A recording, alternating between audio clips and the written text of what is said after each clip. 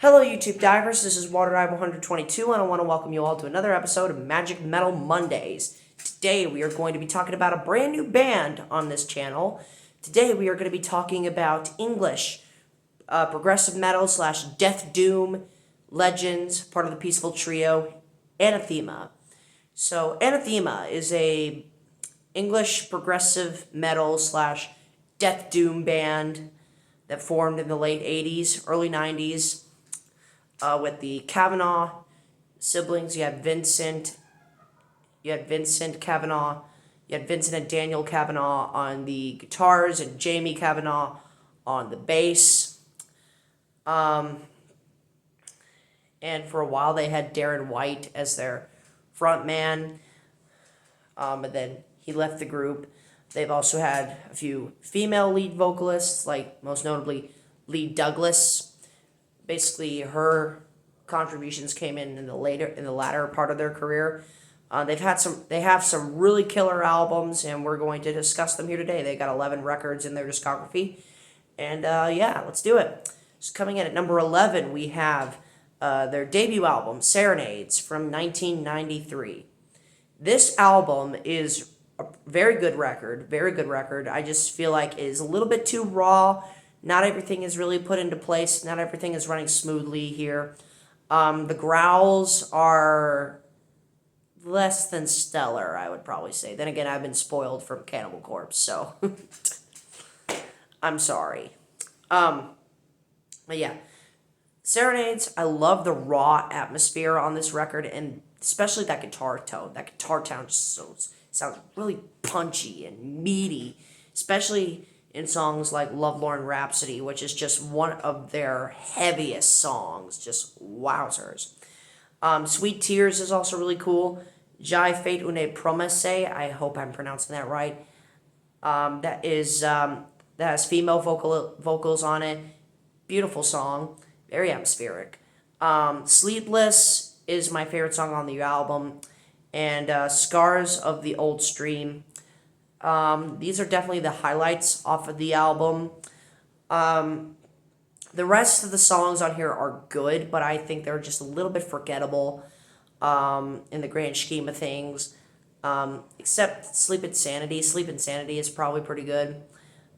You know, it's very good, but the rest of the record is just kind of I mean, you could definitely tell this is a debut album, so, I mean, Serenades, I wish I had more to say about it, but I really don't. It's a good album. It's just your classic example of a debut record, in my opinion. It's good, it's just not quite there yet. So, with that said, Serenades comes in here at number 11. Number 10, this one might give me some flack. We're talking about the 2001 album, A Fine Day to Exit. This is already a fantastic record. My problems with this album are very similar to those of Serenades.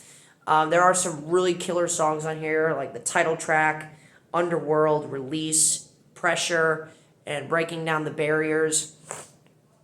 All those songs are really good.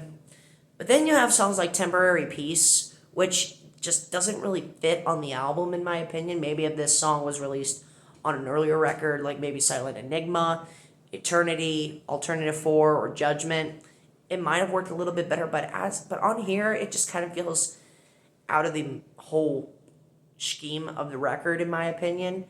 Like, it's very atmospheric, it's very beautiful, but this record is more poppy than, at least I say poppy, like, more upbeat, if you will, compared to like what they've released before. But this is a very beautiful and somber piece, and I think that it would fit better if it was released on like Alternative 4 or Judgment, the two albums that came out before this one. But on Fine Day to Exit, it just doesn't really work for me. And then the rest of the tracks are just forgettable. I mean, they're good, they're just forgettable, in my opinion at least. But this is a solid album. I just have a few problems with it here and there, but it's a good album nonetheless. So, Fine Day to Exit coming in here at number 10. Number 9, we're going to be talking about the 2017 album, The Optimist. This is the band's most recent album, and likely their final album, as they have announced a couple years ago that they have gone on indefinite hiatus due to the COVID-19 pandemic, which is unfortunate because this band still had much more to prove, in my opinion. I think they probably had about maybe 4 or 5 records left in them, but I mean, what more can I say? This is a good song record. There are definitely some killer songs on here. The title track is really good. Wildfires is beautiful. Ghosts is another beautiful song. Endless Ways actually kind of reminds me of Bring Me to Life by Evanescence. It's that kind of gothic female type of vocals with those very uplifting melodies and harmonizational parts. San Francisco, the instrumental on here, is also really good. Springfield is the most well-known song on the album, for good reason. It's a killer song.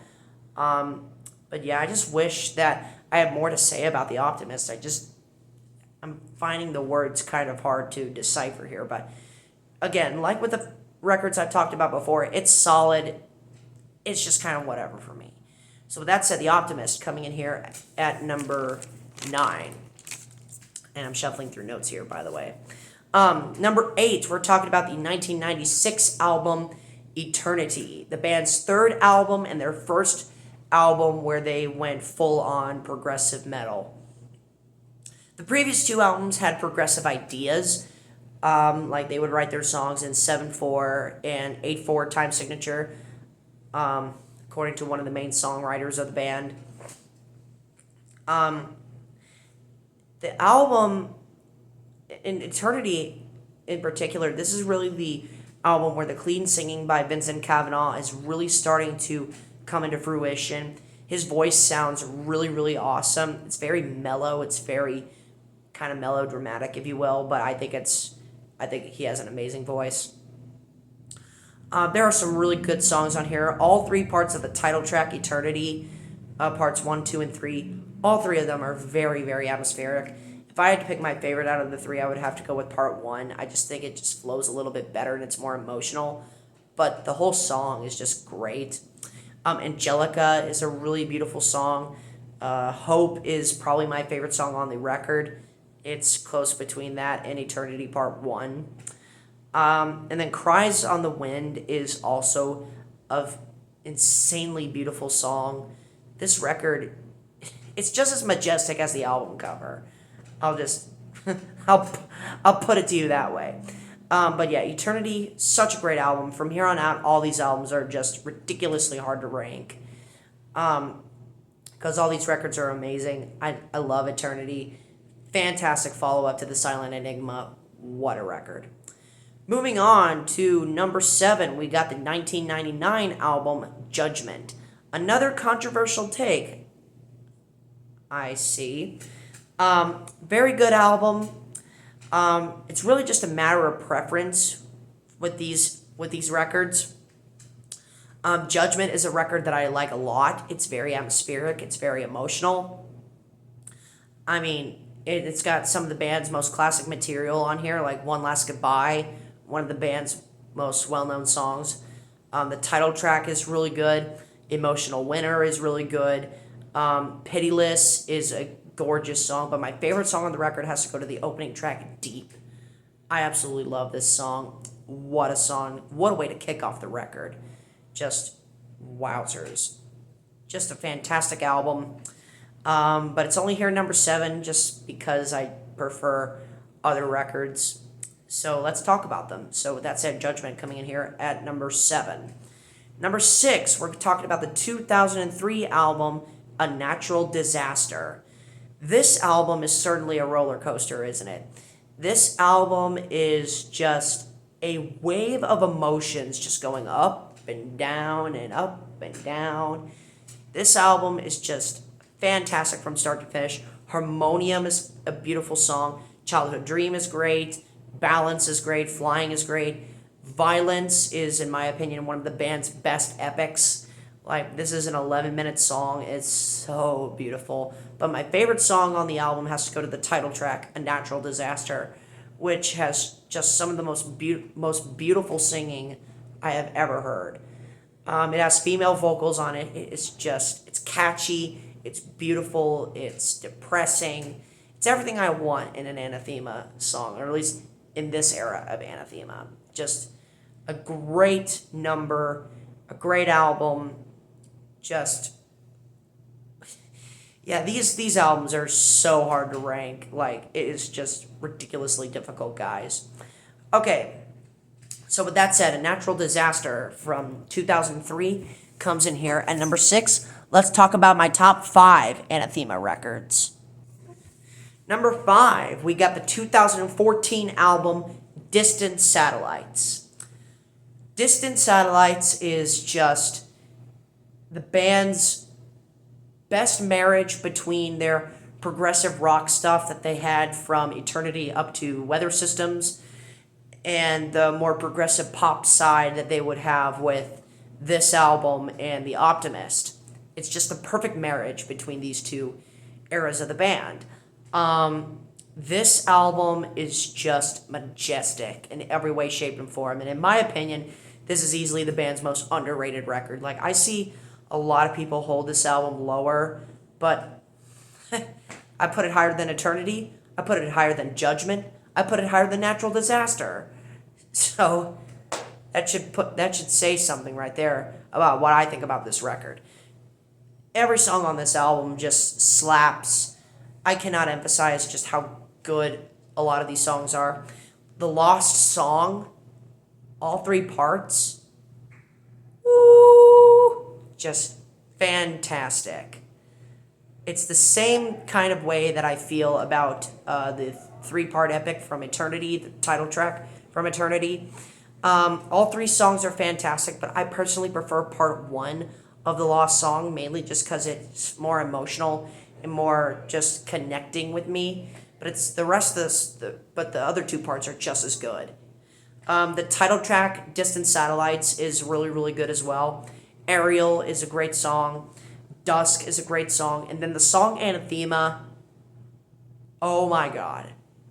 Oh my god. What a song. What a song. Easily the band's most underrated song, in my opinion. What a masterpiece. So with that said, Distant Satellites from 2014 comes in here at number 5. Number 4, we're going to be talking about the 1995 album, The Silent Enigma. This is one of the most classic Death Doom records you will ever see. A lot of people, especially a lot of Death Doom fans, consider this record to be Anathema's best and one of the best Death Doom records of all time. I can definitely see why. This is one of the most atmospheric records I have ever heard in my life. Like, even the album cover is very atmospheric. It's like something you would see on a cover of a black metal album. It's just that atmospheric. It's just so really, really good. There are some really killer songs on the record. You have the title track, Silent Enigma, as well as Restless Oblivion, which just is an amazing song. You have Cerulean Twilight, which is a gorgeous piece. Sleepless 96 is fantastic. A Dying Wish is one of the band's most classic songs. And then my favorite song on the record has to go to Nocturnal Emission. I love this song. The Silent Enigma is just a masterpiece of a record. Like from here on out, all these albums are pretty much perfect. Like there's nothing negative I can say about any of these records from this point onwards. Like I love this. I love The Silent Enigma. One of the most atmospheric records I've ever heard. Holy mackerel.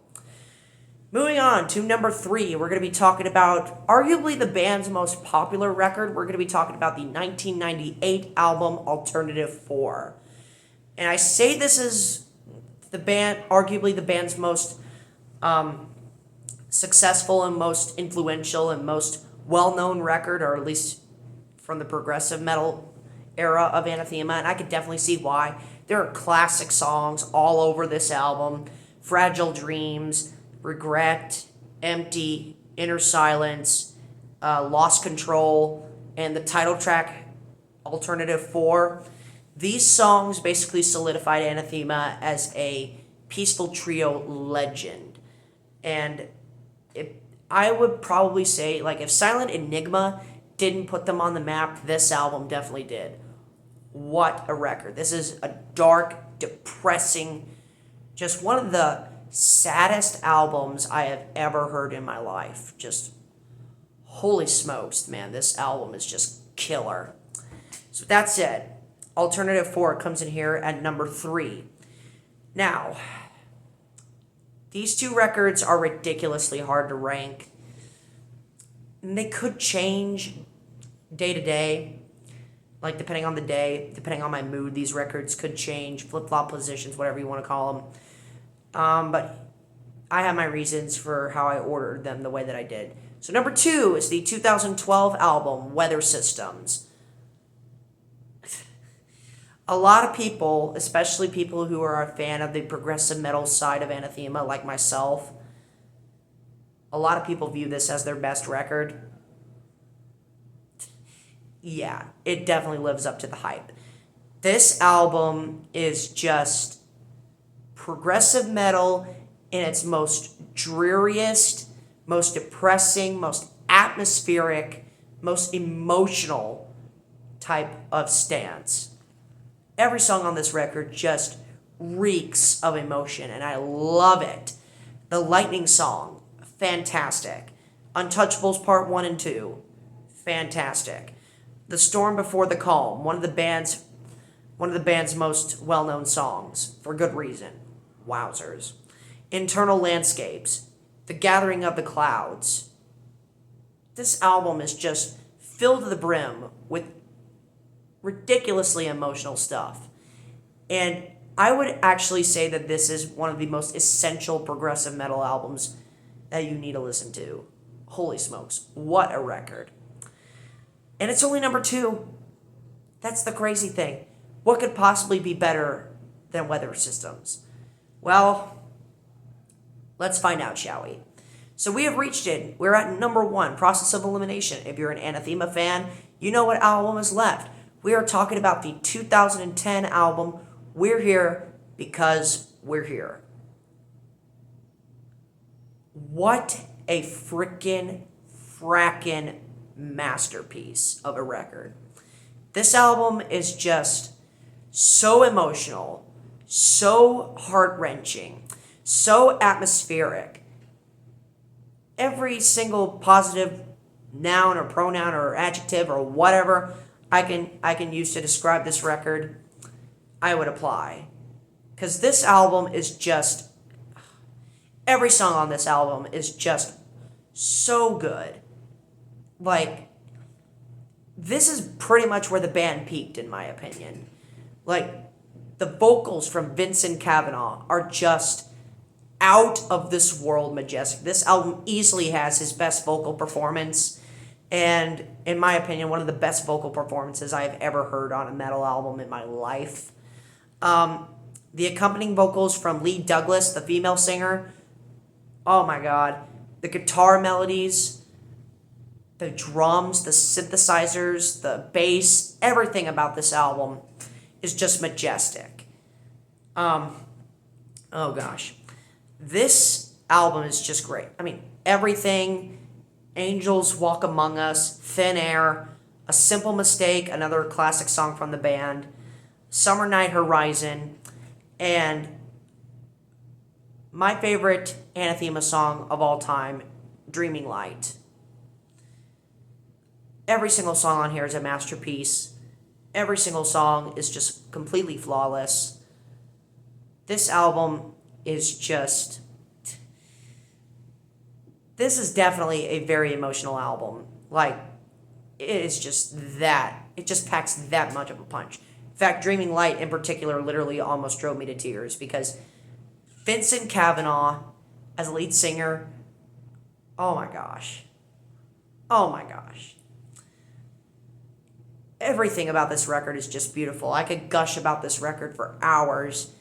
But, yeah, it's my favorite Anathema record. And over time, it might grow to be one of my all-time favorite records. Like, it is that close. This album is just a beautiful record. Beautiful. Beautiful. What more can I say? So with that said, We're Here Because We're Here from 2010 comes in here at number 1. So with that said, that concludes my Anathema album rankings and this episode of Magic Metal Mondays. Thank you so much for watching, my fellow YouTube divers. This is Waterdrive 122 signing out, ready to dive into more fun on YouTube. Thank you for watching.